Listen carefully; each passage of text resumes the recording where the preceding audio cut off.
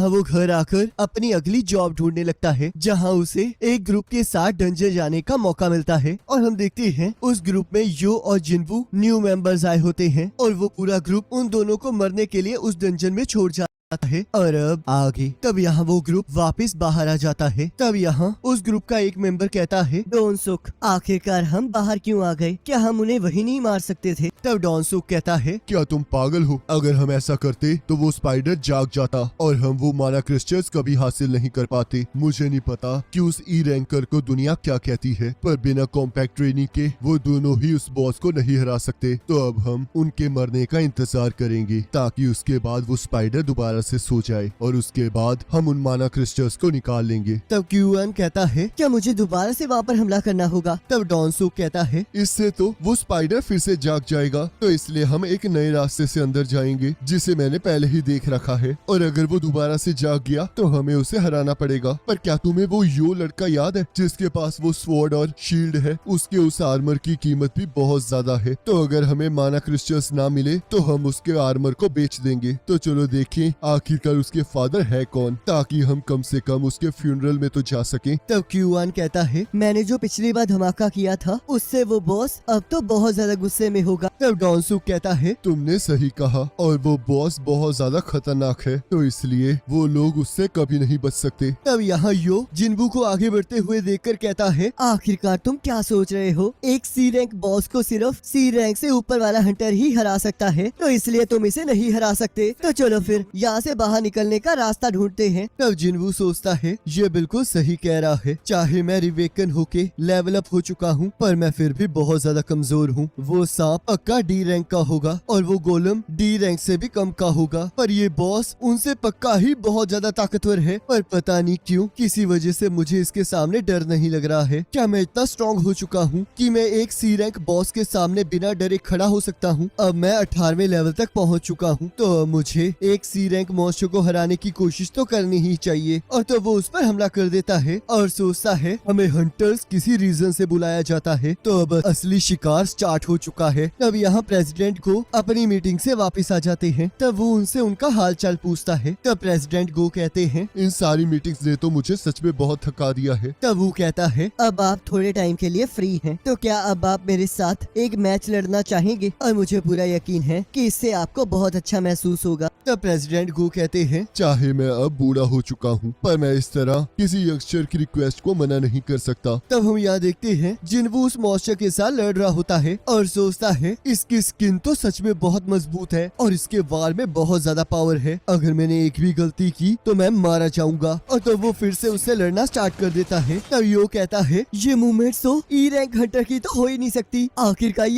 ये कौन? रुको, क्या इसका मतलब ये एक फॉल्स रैंकिंग हंटर है? मैंने इनके बारे में बहुत सारी कहानियां सुनी हैं। बहुत कम ऐसे लोग हैं जो अपने मैजिक को कंट्रोल करके लो रैंक में रजिस्टर करते हैं, और इन्हीं हंटर्स को फॉल्स रैंकर्स कहा जाता है। और इनमें से काफी ऐसे लोग होते हैं जो कि अपने मजे के लिए लोगों का कत्ल भी कर देते हैं। और तब वो जिनवू को देखकर डर जाता है और सोचता है, आखिरकार मैं यहाँ पर कर क्या रहा हूँ? प्लीज डैड मुझे बचा लो। तब जिनवू सोचता है, इसकी बाहर की स्किन तो सच में बहुत ज्यादा टफ है और अब तक तो मैं इस पर कुछ ज्यादा डैमेज कर भी नहीं पाया हूँ। अगर ऐसे ही चलता रहा तो मैं और ज्यादा थक जाऊंगा, जिससे मेरी स्पीड ऑटोमेटिकली कम हो जाएगी। तो मुझे अपने डैगर की पावर को यूज करके इसे जल्द से जल्द हराना होगा। और तब वो उसका वीक स्पॉट एनालाइज करके उस पर हमला करने लगता है। और तभी हम देखते हैं वो स्पाइडर उसके ऊपर एसिड फेंकने लगता है और जिनवू किसी तरह अपने आप को बचा लेता है और सोचता है, अब इसके पास ऐसी एक और ट्रिक है। ये तो सच में बहुत मुश्किल होता जा रहा है और अगर ये ज्यादा देर चला तो मैं टिक नहीं पाऊंगा। मुझे जल्द से जल्द इस तक पहुंचना ही होगा। और तब हम देखते हैं वो अपनी नई स्किल डैश को यूज करने लगता है, जिससे उसकी स्पीड बहुत तेज हो जाती है। और हम देखते हैं वो अपनी फुल स्पीड से उस स्पाइडर पर हमला कर देता है और उस स्पाइडर का सिर बहुत हार्ड होता है, जिससे उस पर कोई फर्क नहीं पड़ता। तब जिनवू पीछे हटकर सोचता है, अगर एक हमले से कुछ नहीं होगा तो मैं बार बार इस पर हमला करता रहूंगा। और तब वो स्पाइडर पर बार बार हमला करना स्टार्ट कर देता है। तब यो सोचता है, ये तो बहुत ज्यादा फास्ट है, पर क्या इसके पास इतना स्टेमिना ना है कि ये ज्यादा देर टिक पाए। आखिरकार ये करने की कोशिश क्या कर रहा है। और तब जिनवू अपनी फुल स्पीड से उस स्पाइडर की तरफ बढ़ रहा होता है और तभी हम देखते हैं वो पूरी तरह से थक जाता है, जिस वजह से वो स्लो हो जाता है और वो स्पाइडर उसे दूर फेंक देता है। और तब वो स्पाइडर जैसे ही अपने पंजों से उस पर हमला करता है, हम देखते हैं जिनवू उसके हमले से बच जाता है और उसकी आंखों पर हमला कर देता है और बार बार उसकी आंखों पर हमला करके अपने डैगर की स्पेशल एबिलिटी से उसे पैरालाइज करना स्टार्ट कर देता है, जिससे कि वो स्पाइडर मर जाता है और जिनवू का लेवल अप हो जाता है। तब जिनवू सोचता है, शुक्र है मैंने डेली क्वेस्ट के रिवॉर्ड को पहले क्लेम नहीं किया था, जिस वजह से मैं दोबारा से फुल रिकवरी को यूज कर पाया। तब यो सोचता है, मुझे यकीन नहीं हो रहा कि इसने अकेले ही इस बॉस को हरा दिया, ये पक्का एक फॉल्स रैंकर है। और तब जिनवू उस स्पाइडर में से एक मैजिकल आइटम को बाहर निकाल लेता है। तब यहाँ डर के मारे यो कहता है, बॉस क्या मैं आपके लिए इस मैजिकल जैम को उठा लूं और साथ ही साथ मैं इस बैग का भी ध्यान रख लूंगा, लीजिए आप थोड़ा पानी पी लीजिए। और तब वो अकेले ही माना क्रिस्टल को तोड़ना स्टार्ट कर देता है। तब जिनवू सोचता है, आखिरकार अब इसे क्या हो गया। और तब हम देखते हैं डॉन सुक का ग्रुप वापस आ जाता है। तब हम यहाँ देखते हैं प्रेसिडेंट गो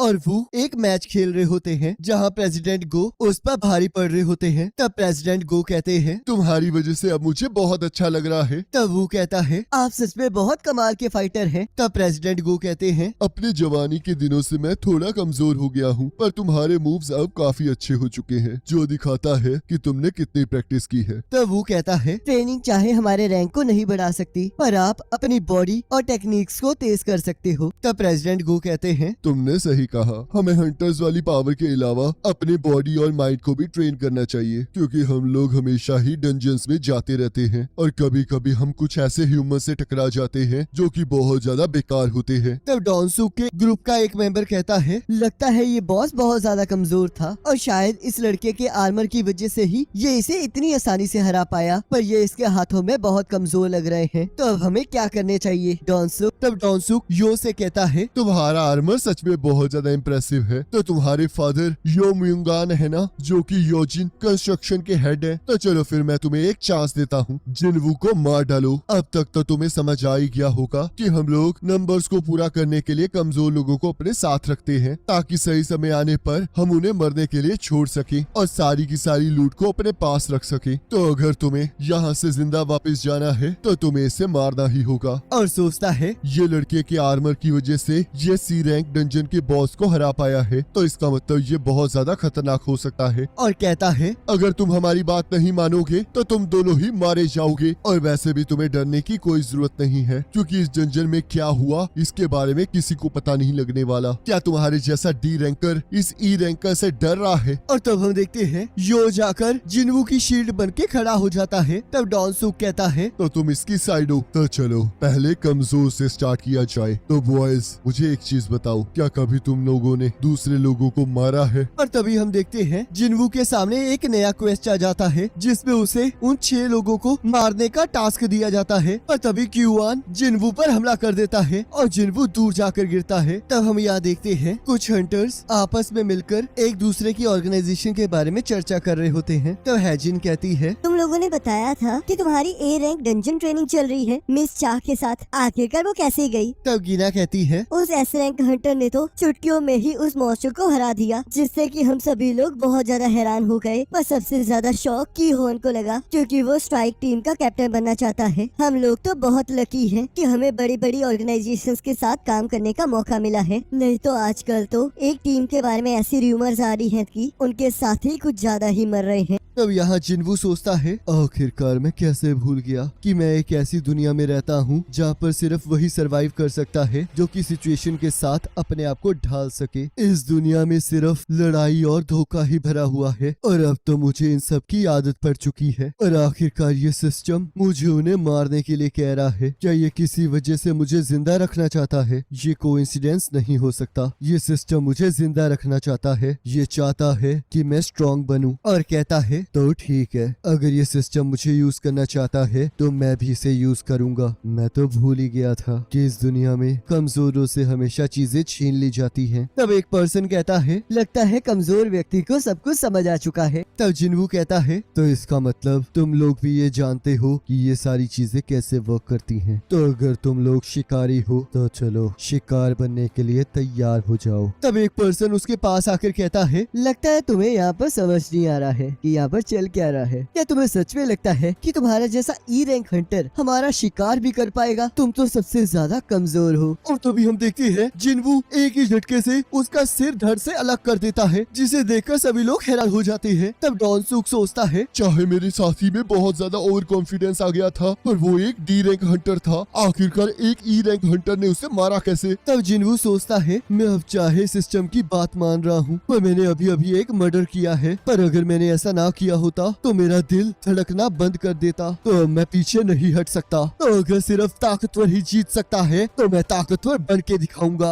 और तब दो पर्सन उस पर हमला कर देते हैं और जिनवू अपनी स्पीड का इस्तेमाल करके उन दोनों को अपने डैगर से पैरालाइज कर देता है और उन दोनों को काट देता है। और तो वो फिर से एक पर्सन के पास जल्दी से पहुंचकर उसे मार देता है। और तभी हम देखते हैं कि युआन उस पर हमला कर देता है और वो उसके हमले से बचकर उसे भी मार डालता है। और हम देखते हैं इस तरह वो 5 मेंबर्स को मार देता है। तब यो कहता है, ये तो इस टाइम उस टाइम से भी ज्यादा ताकतवर लग रहा है जिस टाइम ये इस डंजन के बॉस से लड़ा था। तब डॉन्सू कहता है, मुझे यकीन नहीं हो रहा कि इसने मेरी टीम को एक ही बारी में मार डाला। तो इसका मतलब ये अपनी पावर्स को छुपा रहा था। तो इसका मतलब वो तुम ही हो ना जिसने इस बॉस को हराया है। मैं चाहे एक सी रैंक हंटर हूँ, पर मैं इन सभी से बहुत ज्यादा ताकतवर हूँ। और तो वो अपने मैजिक को एक्टिवेट कर लेता है और सोचता है, चाहे ये एक मॉन्स्टर है, पर बॉस को मारने और मेरे 5 साथियों को मारने के बाद इसकी स्ट्रेंथ कम हो गई होगी। ये अपनी स्पीड और अपने डैगर की स्पेशल पावर की वजह से मेरे साथियों को मार रहा था, और मेरी रीइंफोर्समेंट स्किल की वजह से मेरी बॉडी स्टील से भी ज्यादा स्ट्रॉन्ग हो चुकी है, जिस वजह से ये मुझ पर हमला नहीं कर पाएगा। और तब वो जिनवू पर हमला कर देता है। तब जिनवू उससे कहता है, चाहे तुम बहुत ज्यादा स्ट्रॉन्ग हो, पर मेरे पास तुम्हारे लिए एक बुरी खबर है। मैं ये पूरे टाइम अपने लेवल को अप कर रहा था। तब डॉनसुक सोचता है, आखिरकार कैसे इसने मुझे नीचे पटक दिया? क्या ये सच में ई रैंकर है? और तब वो जिनवू से अपने जान की भीख मांगने लगता है। तब जिनवू कहता है, तुमने 3 बार मुझे मारने की कोशिश की, तो क्या तुम्हें सच में लग रहा है कि मैं तुम्हें बख्श दूंगा? तब डॉनसुक कहता है, तुम इससे बच नहीं पाओगे। तब जिनवू कहता है, क्या तुम भूल चुके हो? तुम्ही ने कहा था कि इस जंजन में जो कुछ भी होता है उसके बारे में बाहर किसी को पता नहीं लगता। तब डॉनसुक कहता है, ए पागल लड़के, क्या तुम्हें पता भी है मेरा भाई कौन है? और जिनवू उसकी बात सुने बिना ही उसका सिर धड़ से अलग कर देता है। और जब हम देखते हैं उसका टास्क कंप्लीट हो जाता है और वो डंजन टूटना स्टार्ट हो जाता है। तब यहाँ एक ऑफिसर कहती है, तो तुम्हारे हिसाब से सारे सी रैंकर्स मर चुके हैं और सिर्फ डी रैंकर और ई रैंकर ही बचे हैं। ये तो सच में बहुत अजीब बात है। और तुम्हारा ये आर्मर सच में बहुत ज्यादा ताकतवर है। तो पक्का तुम ही ने उस मॉन्स्टर को हराया होगा और इस ई रैंक हंटर को तुम ही ने बचाया है। तो ठीक है, ये केस अभी क्लोज होता है। तब जिनवू सोचता है, मुझे यकीन नहीं हो रहा कि इस बार मुझे टास्क के रिवॉर्ड में एक नई स्किल मिली है, जिसका नाम मर्डरस इंटेंट स्किल है, जो कि मेरे एनिमीज के अंदर 1 मिनट के लिए एक ऐसा डर पैदा करता है जिससे उनकी सारी एबिलिटीज हाफ हो जाती हैं। तब यो जिनवू का शुक्रिया अदा करता है और हम देखते हैं बारिश स्टार्ट हो जाती है। तब यो कहता है, क्या सब कुछ ठीक है? तब जिनवू कहता है, मैं तो बस ये सोच रहा था कि शुक्र है कि मैंने अपनी बहन को अम्ब्रेला दे दिया था।